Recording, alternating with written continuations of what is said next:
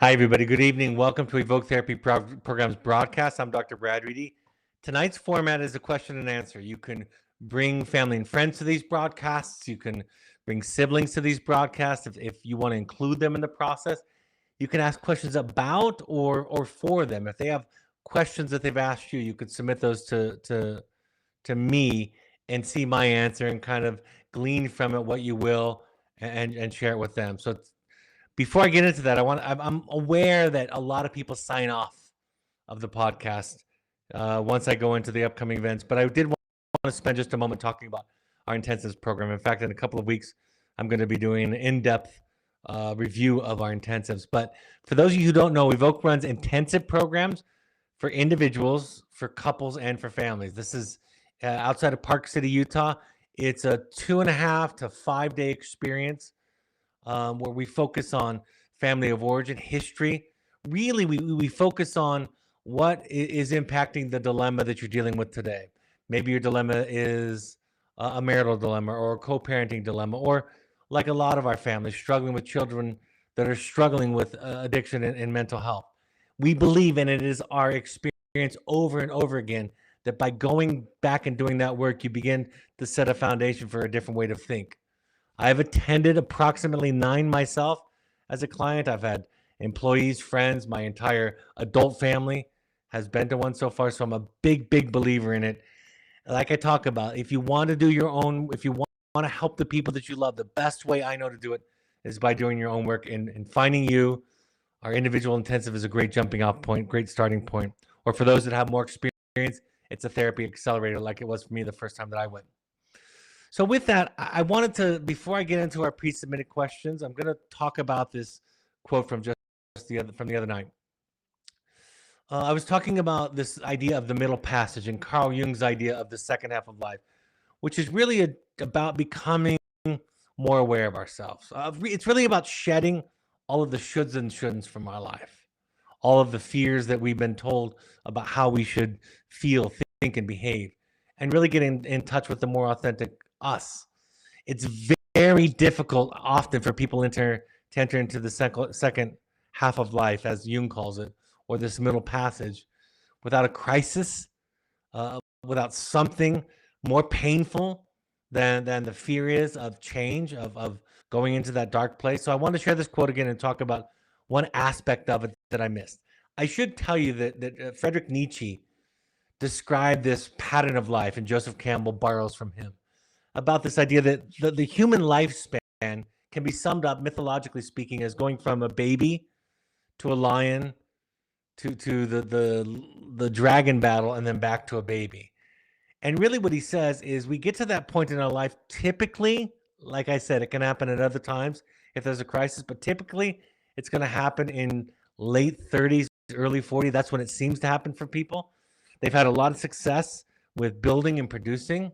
The lion phase of life is representative of that powerful that part of us that is very ambitious, that is interested in building a life for ourselves, building a family, building a career, and that we have to use that same energy oftentimes to kill the dragon.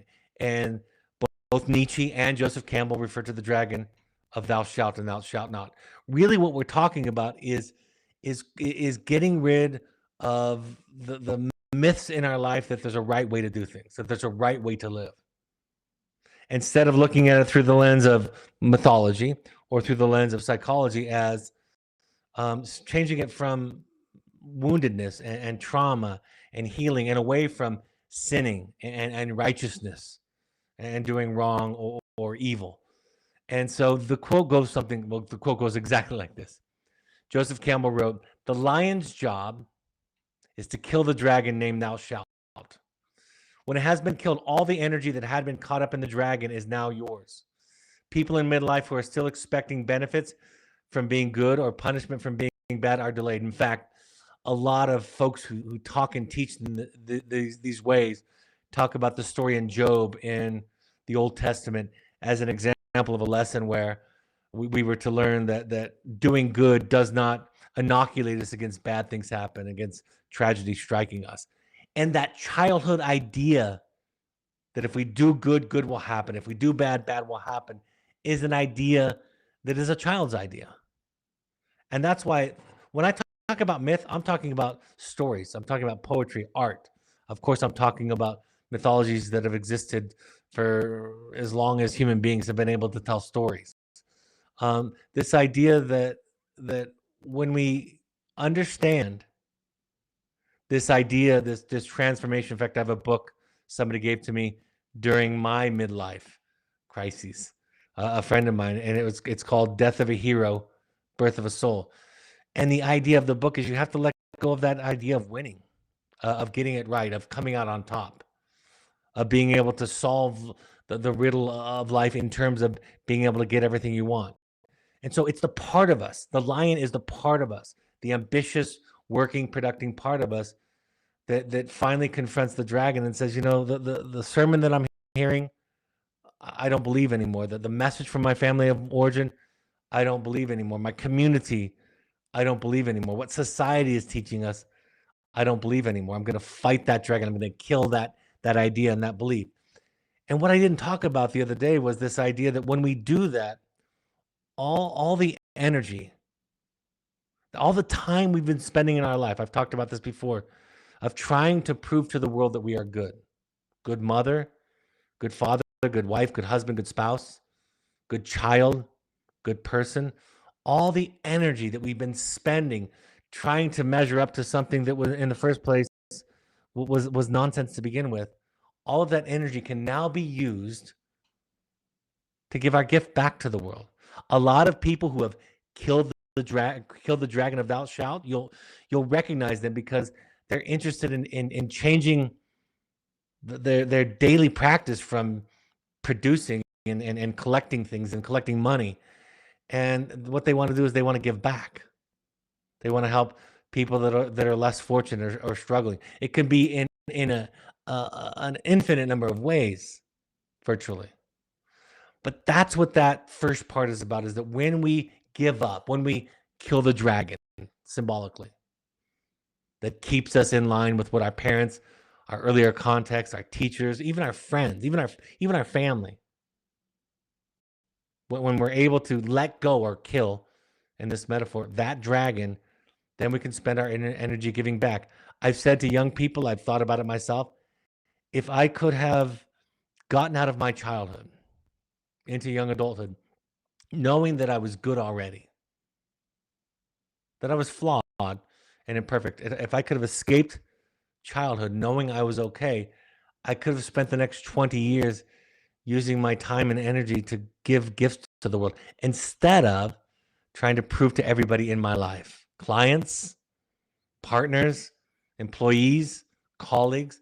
I could have let go of trying to prove to them that I was worth loving, that I was worth something, that I had something valuable to offer if I already known that it was there. And I could have just spent my time giving back. So that's what I failed to mention the other day, and I wanted to cover. With that, I'm going to get to the pre-submitted questions that have been sent in to webinar@evoketherapy.com. Any questions that come in live, I'll get to those after I get to the pre-submitted questions. Some of these might be left over from the previous broadcast the other night that I did on the middle passage. All right.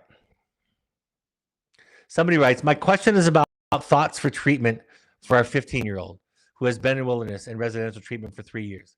Much of his behavior points to the possibility of antisocial personality disorder, although I know the official diagnosis can't be made until he is 18. We have had several neuropsychological evaluations.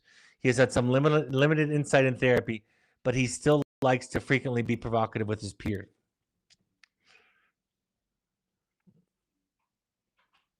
My thoughts about treatment for somebody like that. Lots of clicking, huh? I'm just going to pause right here. I want to learn about what I'm doing and why there's clicking. Is it working now, Malia? Or is it still clicking a lot? It's not working. I wonder if I should leave and come back. Technology. All right, folks, I'm going to leave and come back. See if that works. Turn it off and on and see if it works.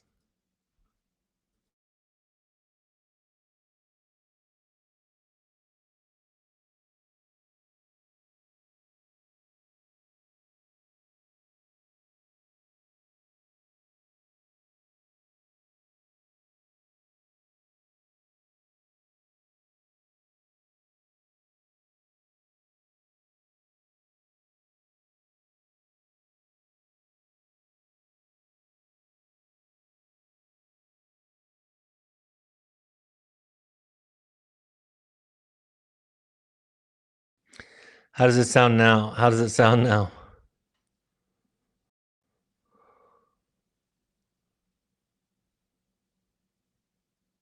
It's good. Were other people hearing the clicking too? Not just Malia? I think they were. Someone says that they didn't hear any clicking. Hmm.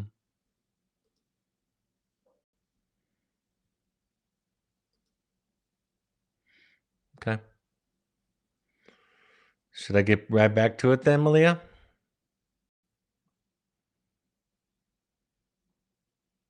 Okay, get right back to it. I'm going to start with that question again. Maybe that helps. Somebody writes in, my question is about thoughts for treatment for our 16-year-old who has been in wilderness and residential treatment for 3 years. Much of his behavior points to the possibility of antisocial personality disorder. Although I know that the official diagnosis can't be made until he is 18, we've had several neuropsychological evaluations. He has had some limited insight in therapy, but he still likes to frequently be provocative with his peers. You're wise to understand that antisocial personality disorder is a big leap to take, and we don't make that diagnosis lightly. For those of you who don't know, in previous versions of the diagnostic manual, it was called being a sociopath. Right? It's a very serious diagnosis, and it's very rare, relatively speaking. So, two things. I'll answer the question about thoughts for treatment in a minute, but I just want to talk about diagnoses for a second. First of all, the essence of antisocial personality disorder is that the person, due to suffering, oftentimes significant suffering, it could be anything from dealing with a learning disability and going to high school. It could be physical or sexual abuse. It could be, having gotten, being the victim of a violent crime. It could be anything severe or chronic like that. What happens is, to cope with the problem, over time, the person learns to turn themselves into an object, a thing. Um, Oftentimes, in essence, we think of it in the terms that if you hurt somebody at the levels that I've just described, the examples that I've just given, you really are turning the person into a thing yourself. I'm not talking about you, but I'm talking about the perpetrator of the abuse, even if it's peers mocking or making fun of a child. So there has to be some pretty significant abuse, typically trauma. Um, so what happens is, if I am a thing, if I have turned myself into a thing, a non-feeling thing, in order to cope, sometimes we think about it as somebody who's dissociated. They have transformed themselves into a numb kind of rock, so they can't get hurt anymore. Then what happens is that I go into the world and everybody else is a rock also. Because we all essentially, we think of other people fundamentally like ourselves. So if I don't feel, then you don't feel. And so when I do something to you, I'm not hurting a person with feelings, because I'm projecting onto that other human being my thingness, right? My rockness, my non-feelingness, my dissociated identity. And so I treat people like objects. I can use them for my own pleasure and enjoyment without really worrying about the pain that comes from empathy, right? Our shared empathic misery. So the goal in treatment is to help the person to feel, and oftentimes to explore the trauma. But if you've reached the kind of cemented diagnoses, right, the rigid diagnoses of something like antisocial personality disorder, then what you need, and your son's not there yet, you need this incorruptible person, right? You need something strict and clear and boundary and incorruptible. That's what we think about when we think about treating true sociopaths. And oftentimes, if they reach that level and there's no healing from it, then they're not going to be able to function in society. It's going to be very difficult. I remember I had one boy that we were all thinking was on that spectrum. He was close to that. one of the things that he figured out for himself in the course of many, many months in treatment with me and with others is that he wanted to find a way to live off the grid with as little human contact as possible. And this took place over 2 years of treatment and a lot of accountability on his part of realizing that he didn't want to hurt people. So he wasn't that far gone. Right? He wasn't so far gone that he didn't care, but he also knew his impulses. He also knew his kind of the rut that he could get into. So you need to find something incorruptible and clear and boundaried. If they're not quite there, the question that you use when you're dealing with a sociopath or with somebody with antisocial personality or the budding disorder is you don't say, look how you're hurting other people, because it doesn't compute for them. You just help them find a way to get in touch with their feelings. When I worked with sex offenders many, many years ago for the state of Utah, we did that kind of work. And so groups looked a lot like what you might think is a cliche in therapy. We would ask people about their week. Men, all men, who had done horrific things to women and children. And we would ask them how they felt. And you could hear in all of their stories this really small sense of self, this powerless self, many of them having been abused themselves. Not all of them. At least we didn't get the story from all of them, but most of them could report significant and serious tragic abuse. And there's another piece that's going on is that he might be also putting up an image to prevent from getting hurt that hasn't, again, cemented itself. So I would find a good attachment-based therapist, somebody who's trained in analytical therapy. My therapist just wrote a book that came out this week called Doing Psychotherapy, a primer. J.D. Gill is her pen name. And she talks about how attachment-based therapy, which, by the way, is evidence-based, and analytic therapies, which are evidence-based, use the relationship of the therapist over many, many years to help get into things that are much more resistant to than things like than treatments like cognitive behavioral and other treatments can reach. You can get a lot deeper, but it takes a lot more time.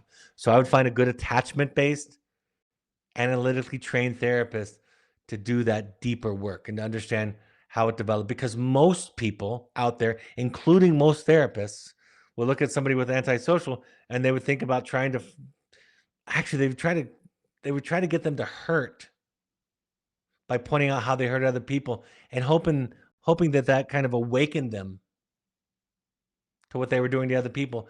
But it's too fundamental to the psyche of somebody with that disorder to do it from that direction. So what you do is you help them to feel. You teach them how to feel. And that has to happen in a consistent, trusting, incorruptible relationship. Somebody with really, really good boundaries. And it's going to take a lot of time. I don't know exactly what that looks like for you and your family. My guess is, again, just statistically speaking, he very much could end up being antisocial personality diagnosed. But I'm skeptical of it always. You're talking about a teenager still, and there's still time for his personality or their personality to develop and to solidify into rigid patterns.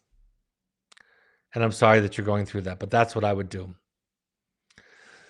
Somebody writes, I was just introduced to cognitive behavioral therapy. I'm really confused by the initial idea of having a stimulus, thinking, feeling, and then acting.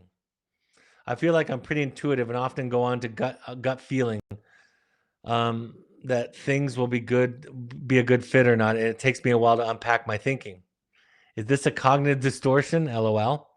I guess in general, I'd like to understand cognitive behavioral therapy and distortions better. Can you explain the basics of how it works? And also, doesn't everyone think this way sometimes, or just people raised in codependent families? Cognitive behavioral therapy believes that the most effective way to intervene with somebody is at the thought level. So let's say I had some bad experiences with my father. So I've internalized that.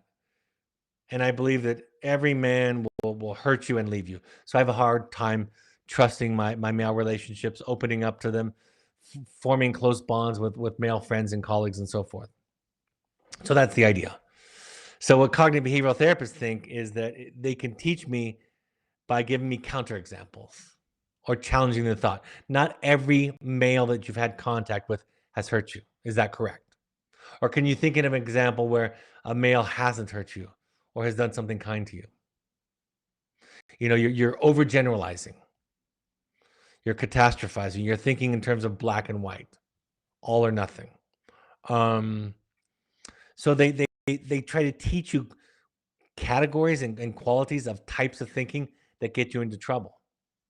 And that's the idea, is that they think that thinking is the most malleable and accessible way to change this pattern from stimulus to thought to feeling to behavior, ABCD.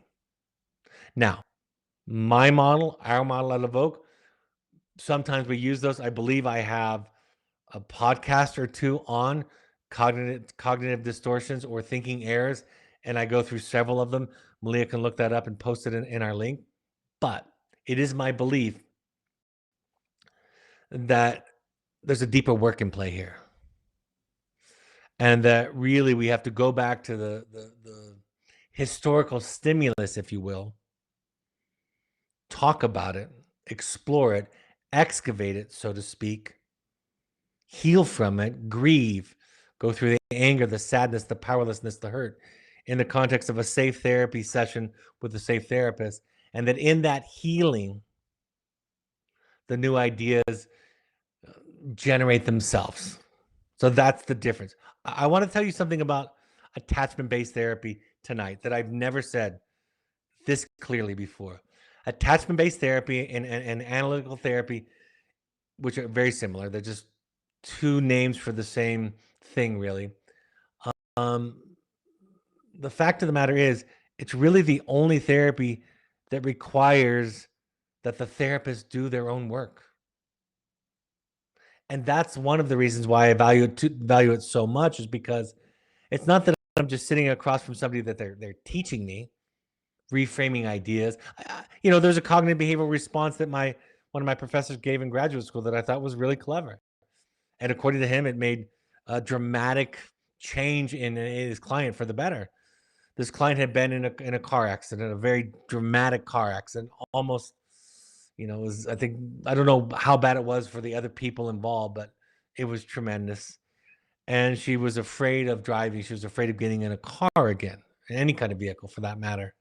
And so they worked with each other for a short period of time. And then they eventually, when she was ready, were able to go back to see the car. It was I think it was at a junkyard. This was in Riverside or San Bernardino, California, somewhere near there. And he asked her to put her hands on the car and touch it. Again, he did it at the right time and in the right way, and she was open to it. And what he said to her is, he said, I want you to look at this car.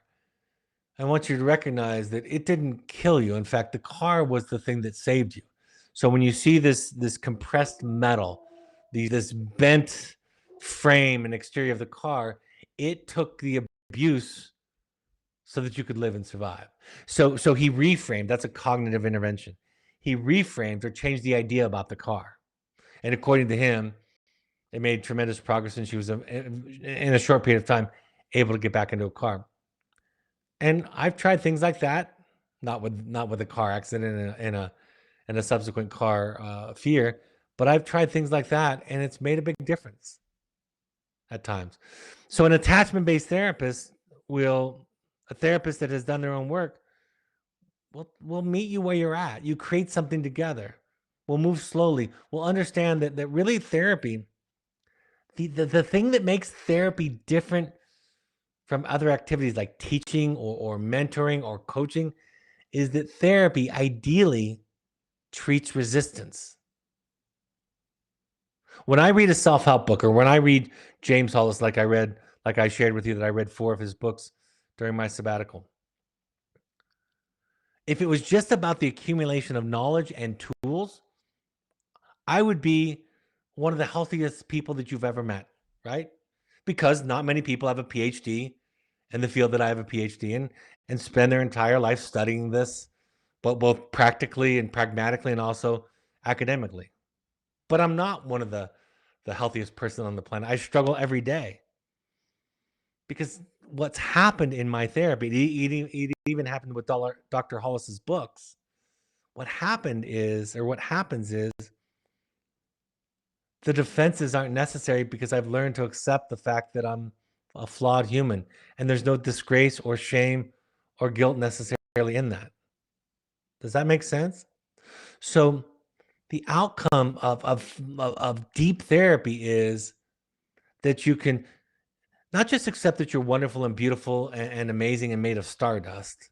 That's the easier side of the equation, but that you're flawed, that you're an imperfect parent, an imperfect spouse, that you carry with you gifts, of course, but a lot of liabilities, and it doesn't weigh you down or make you depressed.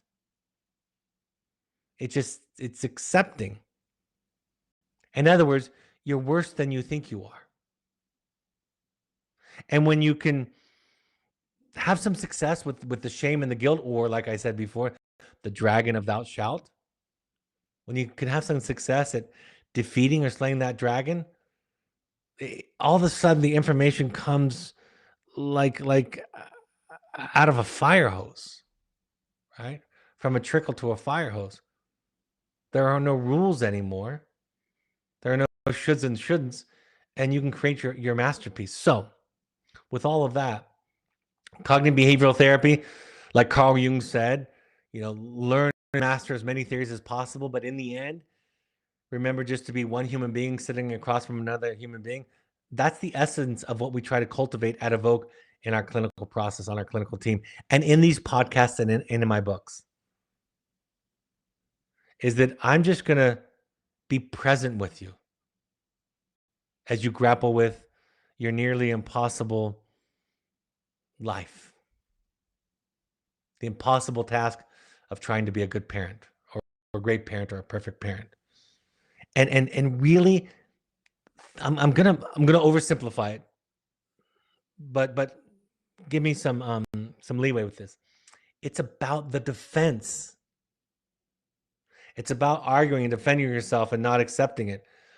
When we grow in the ways that I'm describing, and your child or your spouse or your friends say, you're being a numbskull, you're being an idiot, if we're in a good spot that day and we've healed some, we look at them with curious listening ears. We understand. We ask questions like, I must have hurt you. Can you share it with me? Or, I'm sorry, I made a mistake. Can you teach me what I did? And I'll just listen, because I don't have the defense anymore, because I don't need to be good anymore. That's the whole thing.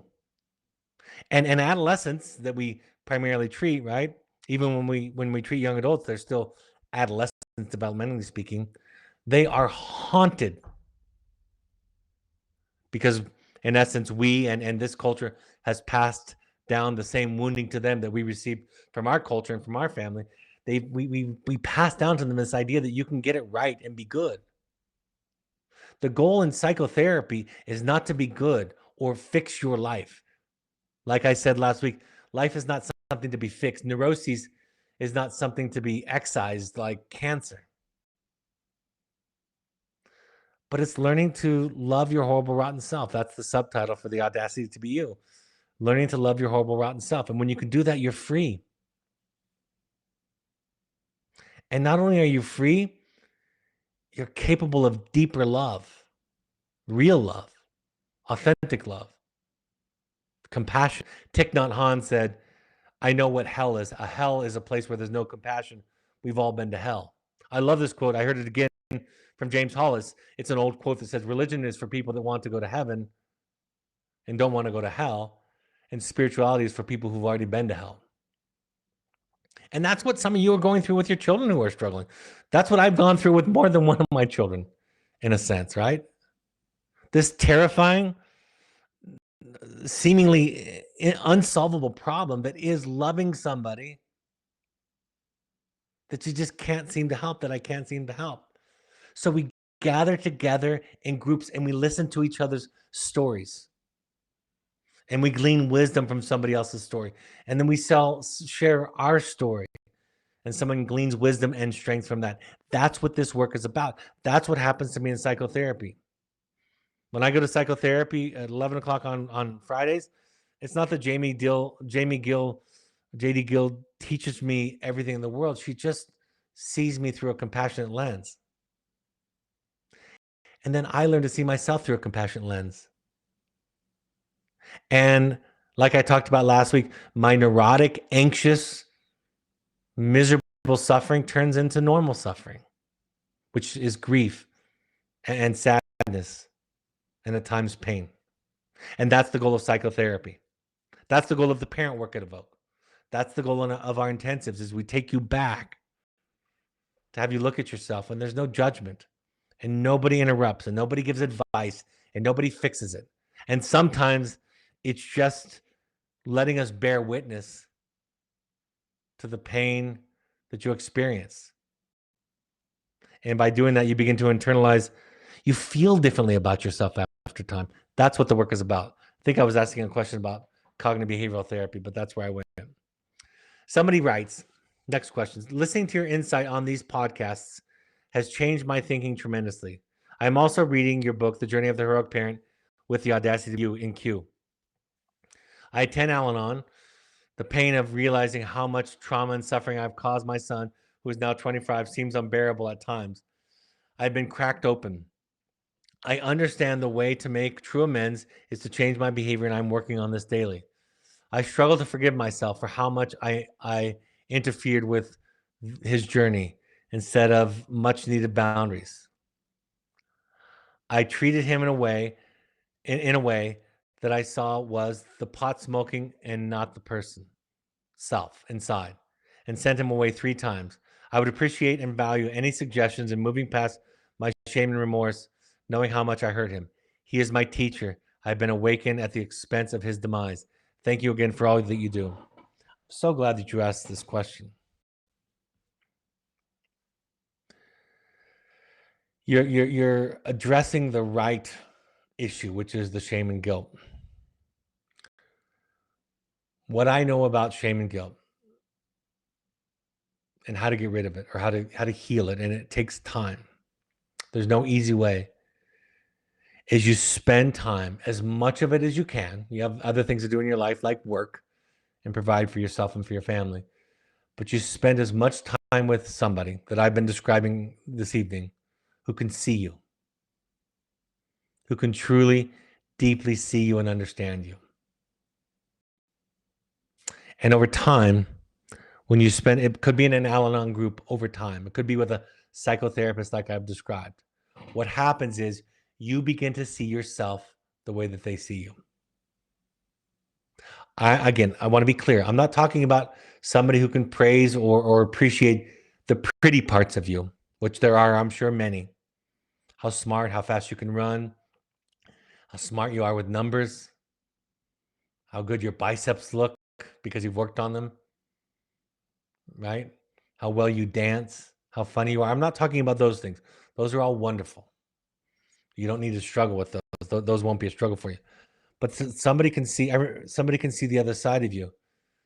I remember in graduate school, my best professor by far, who was attachment-based also, analysis-based.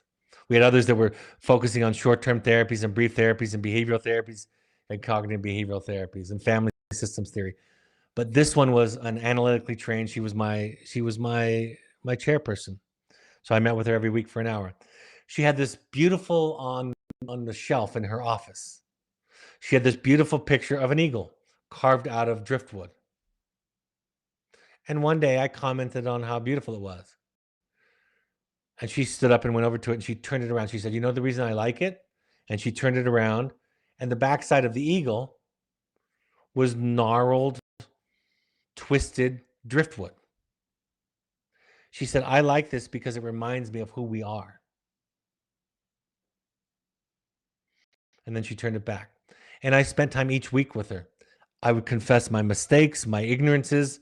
They would go as far back as my youth and my family of origin, to the things that I did in school. I remember one time I was in therapy. This was before the pandemic because it was in person. I was in therapy with my therapist, and I confessed to some stupid thing that I was embarrassed about that I'd said in therapy to a client, that I wish I could have taken back right when the client seemed to take it in stride, but it was just a dumb thing to say. And I hope this doesn't offend anybody's sensibility, but I've been with my therapist for, at that time, over 20 years or so. And so she made the motion as if she was a priestess forgiving me. She made the sign of the cross. And she looked at me gently with a smile on her face and she said, "You are forgiven." And that's what it took. Because I've spent countless hours in her office where she's saying, "It's okay. We all make mistakes." See, that's what happens in the 12-step groups. They do a fourth and a fifth step and they write down every single possible thing that they've done and they hand it or they read it to somebody. And you know what the other person says if they have training in this work? They simply say, "You're in the right place. Thanks for sharing." That's how we transform. So spend time with a person or people who aren't trying to fix you, who aren't anxious to change you. Because that energy, that the fixing and the anxious to change, teaches the human psyche that something's wrong with them.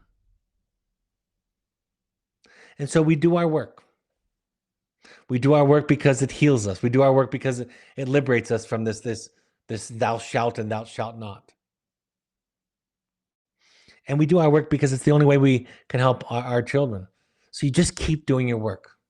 Find a group, find a therapist, teach your therapist what you need. And if your therapist starts using techniques trying to fix you again, I will give clients ideas and tools and some insight at times. That happens. But the real power in the therapy is that I see them differently than their parents did. As I talked about in The Audacity to Be You, it was sometime around 2010 when, again, I was confessing some blunder of mine in life that I'd done something I was ashamed of and confessed, quote unquote, to my therapist. And as I was stumbling in shame to tell her what I'd said or done to somebody, she said, "Brad, I don't think you understand. If you came in here and told me you were having sex with a chicken, I would assume you would have a good reason. I would want to understand why." And it was a funny, silly example. But it hit me. I've never been in a room like that before. My mother wouldn't have felt that way growing up if I was having that kind of relationship with a chicken. I think my wife would have struggled with it too. But this other empathic person, this empathic other, sat across from me and said, "I just want to understand." That's for me what started to change my whole life in graduate school. I started to think in terms, not in terms of fundamentalism or sinning or righteousness. I started to think in terms of something more compassionate than that, like understanding the human psyche or the human soul, which is where the word psyche comes from. And understand that people do bad things, evil things, quote unquote, because they're injured. Like I shared the other night, the philosopher Charles Eisenstein said it's important for us to understand that evil is the consequence of something, not the cause in the human psyche. So that's how we heal. If you could imagine having no shame or no guilt, you would just be you, imperfect as you are. And when you hurt somebody, you wouldn't need to defend yourself or explain yourself. You would just apologize. And if they were asking something of you that was against your values, you would say, "I'm sorry, I can't help." I had to say no to somebody today, somebody that I cared about and I valued and I respected, and they asked me to do something in terms of my schedule that I couldn't do. And that's just a matter of fact at times. So I hope everybody listening to my voice can find some people. If nothing, find it in books or podcasts or recordings. Hopefully you can find a group or a tribe or a therapist who sees you the way that I'm describing. Because that's what does it. That's what hurt us in the first place. And the journey of the heroic parent, I make the point that what our parents think about us becomes our inner voice. And if our parents are constantly afraid that we're going to turn out horribly or destroy our lives and become this wreck, we end up thinking something's wrong with us. And we do that to our children because it's natural and we can't help but be triggered because of our own trauma. But we also do it because we think that it will protect them from suffering. It will make them good, and good will prevent suffering. That's not the way the white life works. Like that quote I read earlier, people who believe that good people have good things happen to them only, and bad people have bad things happen to them. That person is psychologically and spiritually delayed. That is what the story of Job was about. And that story was told in other cultures before it was recorded in that particular text. Somebody writes, my son transitioned from Evoke, and I am taking the time to focus on myself, mirror on me, and microscope off of him. I'm going to go back to the first person because I want to say I had a phrase when I'm reading the question that I forgot that you just reminded me of this new question. The key is to change the project from fixing him to fixing you. That's the way to help him. That's the way to help everybody. So going back to the question that reminded me, my son transitioned from Evoke, and I am taking the time to focus on myself, mirror on me, and microscope off of him. However, wondering how taking my focus off of my son, because I understand now that I can't protect him from himself, he has to choose.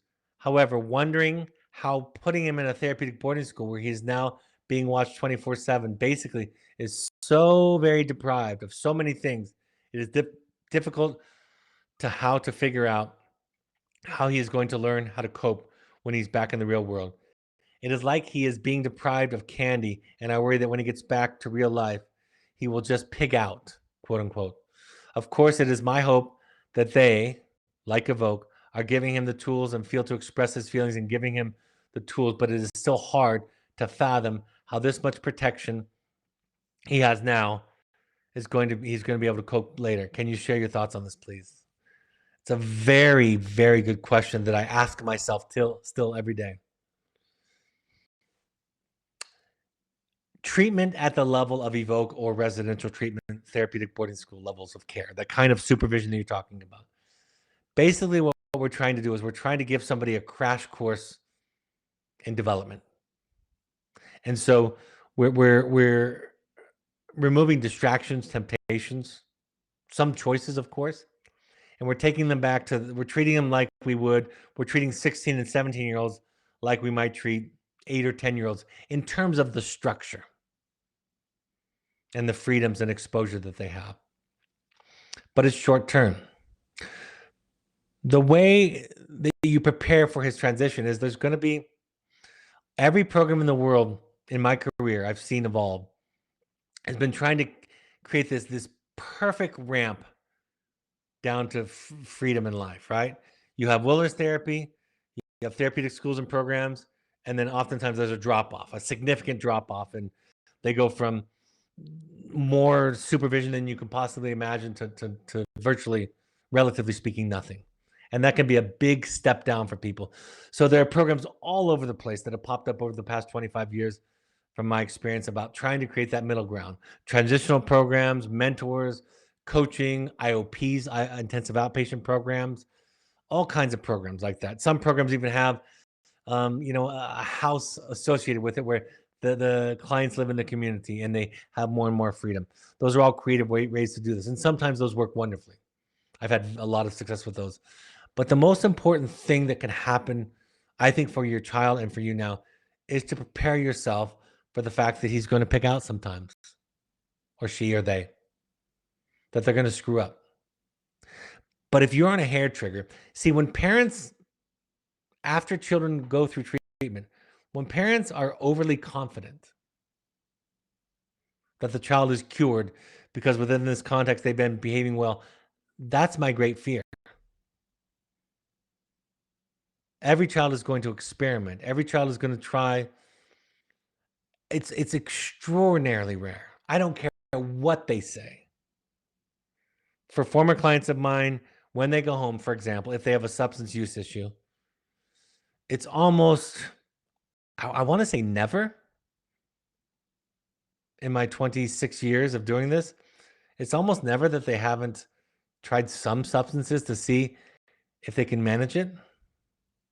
And I'm not saying you just bury your head in the sand and let it happen, but it's going to be complex and complicated. And hopefully in the meantime, while they're getting this scaffolding, this training, this skill building, this insight, and for a short period of time, you're being more protective than you have been and that you will be, that they can absorb some of that.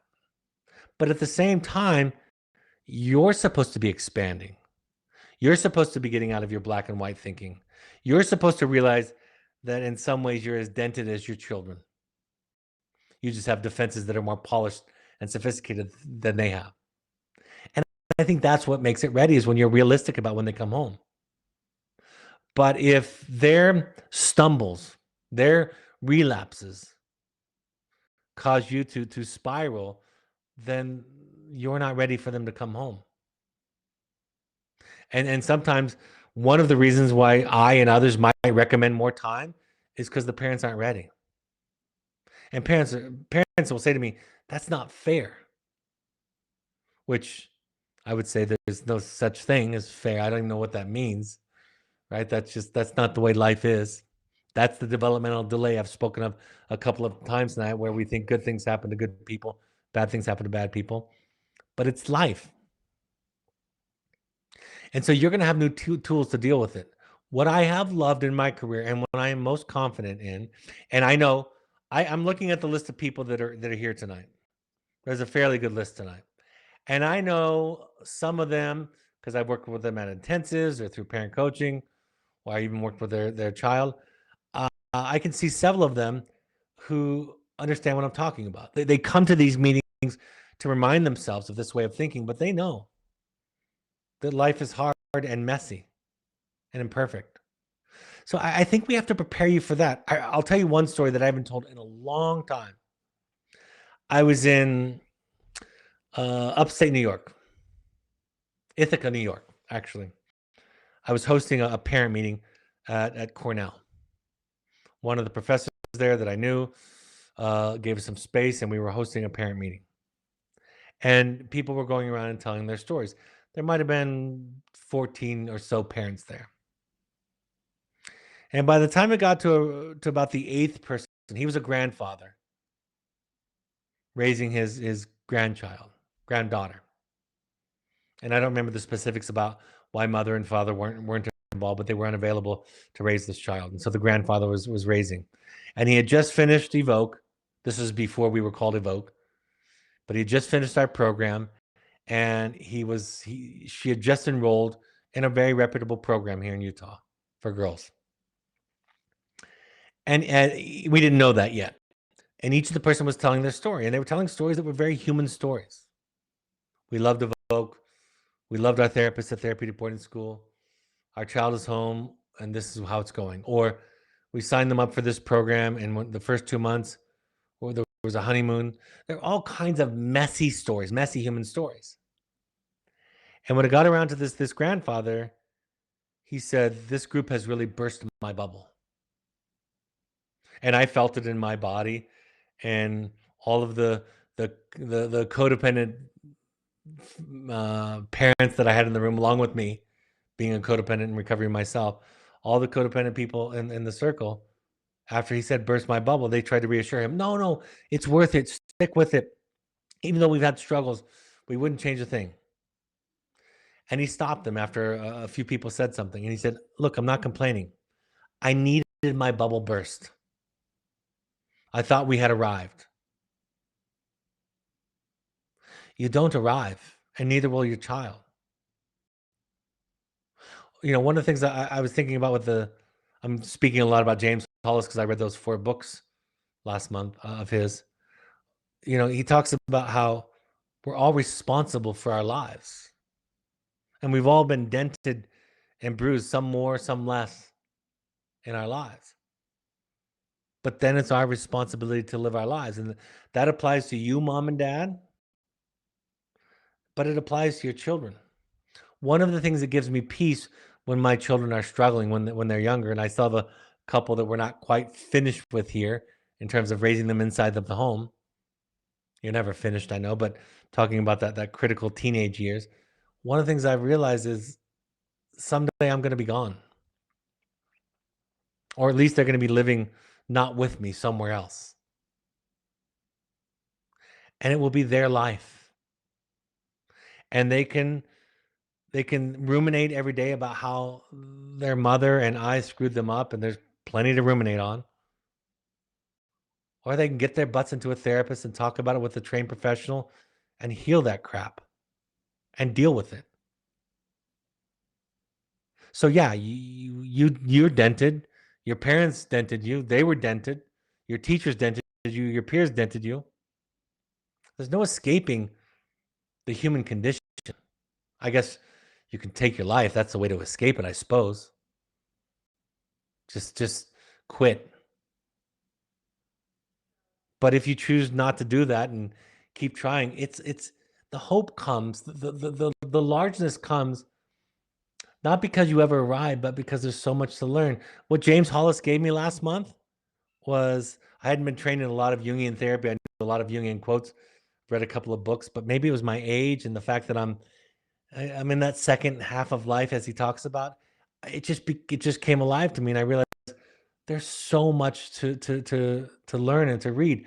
My next book that I'm reading is Odysseus. My son, who's learning about mythology and symbolism, has been for years, went to a wonderful prep school. He's been teaching me about this stuff, and he's like, Dad, you need to, I know you read about it in college, you probably skimmed it and just learned what you need to learn for the test, but read it again because it's all in there. These myths that endure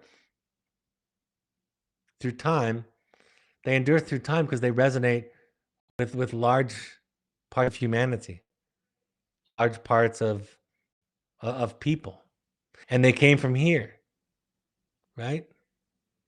I was talking the other day. We were joking about someday. I thought I was describing to one of my children, my adult children, that someday maybe artificial intelligence will be able to interpret our dreams. Wouldn't that be great? You just download a dream to AI, and it tells you what it means because it's learned to interpret myth and symbol and metaphor. It's just something that crazy therapists talk about on their fun time with their family and their therapists and their family. And I was talking about this, and one of the folks that I was sitting with, also a psychologist in training, said, I think interpreting myth in dreams is different because myth is this collective unconscious. And what I said to him was, but where does the myth come from in the first place? It comes from in here. Where did the movie Rocky came from? It came from in here in Sylvester Stallone. And we all know the name of it because it's in us. All of these stories are telling us about life. And the heroic journey that we go through over and over again is shedding the old skin. Nietzsche said the snake that does not shed its skin will die. In other words, we have to let go of old ideas and learn new things and unlearn old things. Most of this is unlearning. So I hope that's helpful. Somebody writes, here's my dilemma. When I talk to other parents with kids in treatment and read all the comments in the various Facebook groups related to wilderness therapy and residential treatment, I can't find many people in my situation. The therapist he has says he's worked with kids like mine, and the same principles apply to our situation as these other situations, and that makes sense. I really just wish I could find some additional support. I can't find any books or articles on kids who have gotten out of gangs or parents of these kids. Oh, I missed this first part of the question. I'm going to start over. I apologize. You can edit this, Malia, later. Somebody writes, my son is about to be 15. He went to wilderness therapy and is now in a residential treatment center for 4 weeks, and he's doing well. My son is in treatment due to gang involvement. I learned at the parent workshop in wilderness therapy that he had an unmet need he was looking to fill that he got from this type of community. I've been told by both treatment programs that he will never be able to come back to my current home due to the danger and the fact that once you're in, and they will come find you. I'm currently looking to move and start my life over. I've lived in the same town my entire life. I have a 28-year successful career as a single mom, so I'll be leaving my support system and family, and that is overwhelming. I listened to your podcast, and I've read all the books you recommend, and I've attended some Al-Anon meetings, and I'm excited about what I'm learning and the work I'm doing. Now it goes on to say, here's my dilemma. When I talk to other parents with kids in treatment and read all the comments in the various Facebook groups related to wilderness therapy and residential treatment, I can't find many people in the same situation. The therapist he has says he's worked with kids like mine and has the same principles, and the same principles apply to our situation as these other situations, and that makes sense. I just really wish I could find some additional support. I can't find any books or article on kids who have gotten out of gangs or parents of these kids. That makes even more isolating. Do you know of any resources for parents who are trying to help their kids get out of a gang successfully? A podcast or a book or YouTube channel or anything? I'm doing my work, and he is as well, and I need some hopeful resources. Any ideas? Well, the first one that comes to mind, it's not about gangs exactly, but Raising Cain, a book about the inner world of boys and where they come out, how they, like your son, have found belonging and meaning in these gangs when they couldn't find it in the rest of their life. I also, there's a prison project that I've looked into a little bit about. In fact, I think if you Google prison project, it's about this woman who teaches shame and trauma to inmates in maximum security prisons. That might be a place to go. Your son might not be in prison, but I suspect that would be a place to go to connect with people who have the exact issues. And the therapist is right. You know, there's something about your story and each of you. There's something that's unique, and there's something that's similar to everybody. We tend to focus in this venue on the similarities because I can't speak to each of you individually because that's individual work. That's not what these are. But part of what we learn when we do our work is we learn to see all the similarities and the sameness. When children are in our program and they've made some progress, they will recognize that in each other. They'll turn to the person next to them and say, I never did drugs, or I did drugs and you didn't. It doesn't matter which it is. But here's how I medicate. Here's how I found some relief in this symptom, this issue, this defense, this self-medicating behavior. But specifically the prison project, the Raising Cain comes to mind as a great book that talks about this developmental process about boys and how they develop and how they're developing in mass in our culture with a lot of anger and rage and violence. You know, one of the things that doesn't get talked about in our culture, there's a lot of, and it's deserved, there's a lot of critique about the damage that the patriarchy has done to women and children and disenfranchised people. And it's true, full stop. And one of the things that I like to mention is that 93% of our prison inmates in the United States are male, men. And so while it looks from the outside like men in general are thriving in this patriarchy, white men like me are thriving in this patriarchy, why are 93% of the prisons filled up with women? That's, statistically speaking, that's not by chance. They're suffering a significant way. James Hollis wrote a book about men's issues called, I think it's In the Shadow of Saturn, In Saturn's Shadow. That's what it's called. So those are a couple of ideas for some specific places to go regarding gangs and anger and boys and violence. In Saturn's Shadow is a deeper, more philosophical look at men's development and boys' development in general. Last thing I'll say before I close, because I know we're out of time. Part of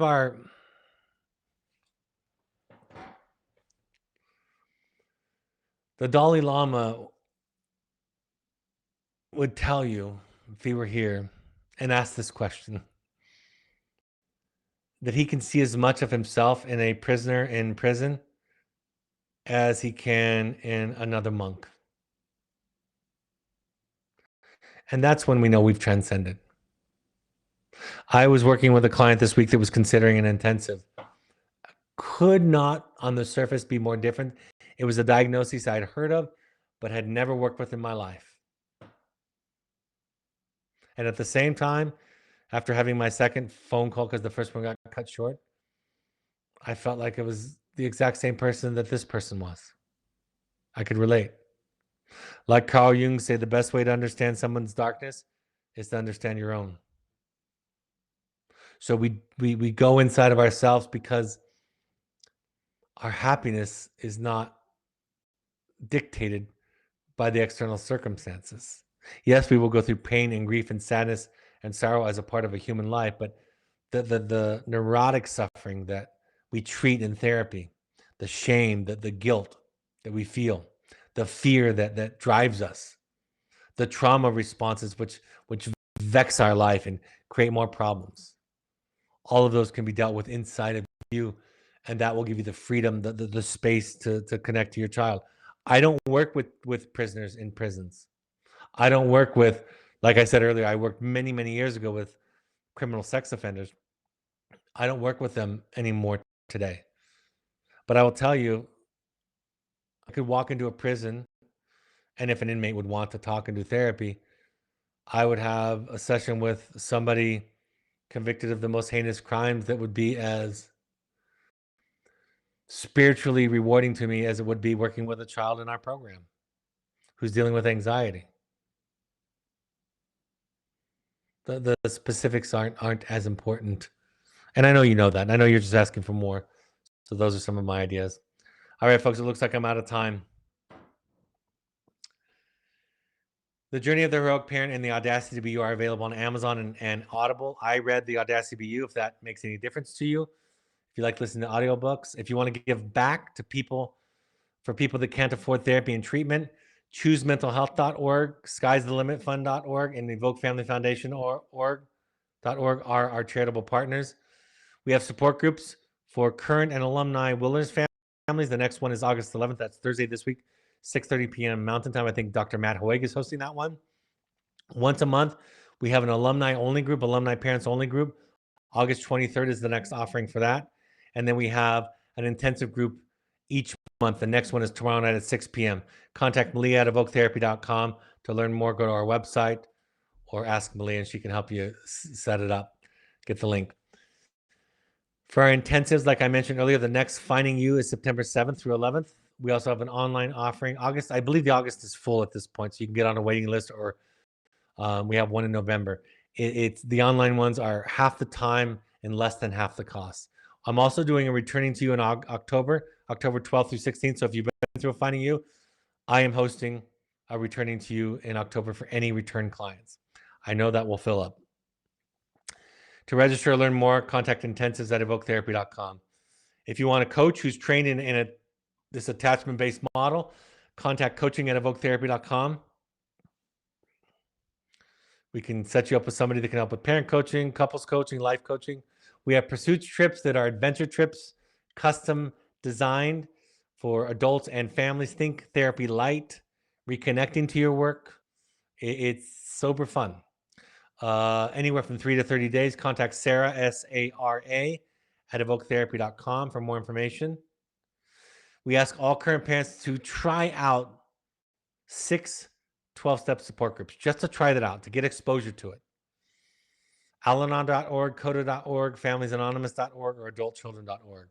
You can also go to RefugeRecovery.org or NAMI.org, the National Alliance on Mental Illness. Also, the person who founded RefugeRecovery.org was involved in gangs and drugs. That's another place to go. I believe his Dharma Punk is, I believe, the name of his book. He wrote a few books, and so that's a nice resource to go to for that parent that asked the question about gangs. Podcasts. All of these broadcasts are available on your favorite podcast app or Spotify. Just search Finding You in Evoke Therapy Podcast, or you can go to your computer, soundcloud.com, and search there. They're also on Evoke's YouTube channel if you want to watch. Look at the slides, look at the quotes, see my facial expressions. You can find Evoke Therapy Programs or me, Dr. Brad Reedy, on Twitter and Instagram using the hashtags at Evoke Therapy or at Dr. Brad Reedy, respectively. You can also find the Evoke Intensives program on Instagram using the handle, I should say, at Evoke Therapy Intensives. You can find us on Facebook by searching Evoke Therapy Programs or Evoke Therapy Intensives. And we have a blog that's curated by Malia that has new content each week. My next broadcast will be August 10th, 2 days from now, 6:30 p.m. Mountain Time. Why wilderness and how does it work? Talk about the use of metaphor, ritual. Talk about even how you can use that information and this treatment model and take the wisdom, tools, and insights from it and incorporate it into your life at home or your life wherever you are. So, all right, folks, thank you for joining me this evening. For on behalf of the people that you love, thank you for doing your work. And thank you for showing up and not giving up. Take care. I'll talk to you next time. Bye-bye.